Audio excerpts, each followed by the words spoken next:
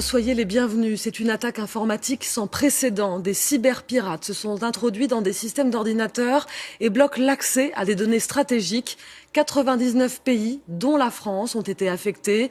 Parmi les entreprises touchées, le constructeur automobile Renault ou encore le plus gros opérateur téléphonique espagnol, Arnaud Comte. Depuis quelques heures, le site de production Renault de Sandouville en Seine-Maritime est à l'arrêt, paralysé. Une mesure de protection pour éviter la propagation du virus, affirme la direction du groupe automobile. Car l'attaque est massive, du jamais vu selon certains experts informatiques. Des dizaines de milliers d'ordinateurs dans une centaine de pays, piratés par un seul et même cheval de Troie. Ce dernier paralyse les ordinateurs dans l'attente du versement d'une rançon. Parmi les autres institutions touchées, les hôpitaux anglais notamment. Selon le service public de santé britannique, 45 établissements sont concernés. Certains ont été contraints de reporter ou d'annuler des rendez-vous. Et face à l'inquiétude grandissante de la population, la première ministre Theresa May a tenu à rassurer les Britanniques sur l'impact sanitaire. Le Centre national de cybersécurité travaille actuellement avec les hôpitaux anglais pour aider tous les services concernés et pour protéger la sécurité des patients. Il n'y a aucune preuve pour l'instant d'une détérioration des fichiers médicaux. En Espagne, c'est le géant des télécoms Telefónica qui est touché.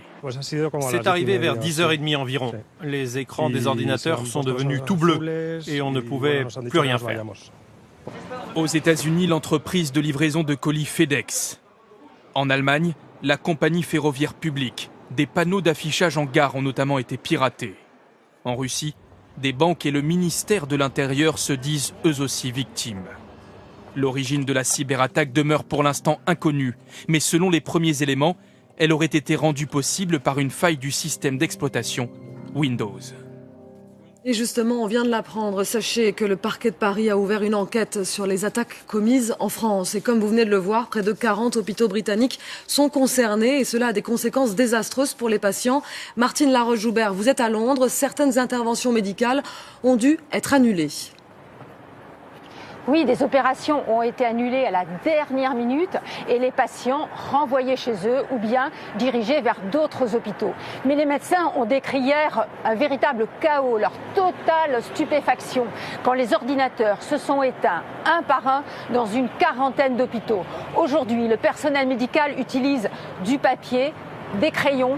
Tout se fait à la main. Theresa May a tenu à rassurer les Britanniques, mais il y a déjà un début de polémique. Les ordinateurs dans les hôpitaux sont très anciens, donc particulièrement vulnérables au piratage. Au moment où je vous parle, on ne sait pas quand la situation sera rétablie.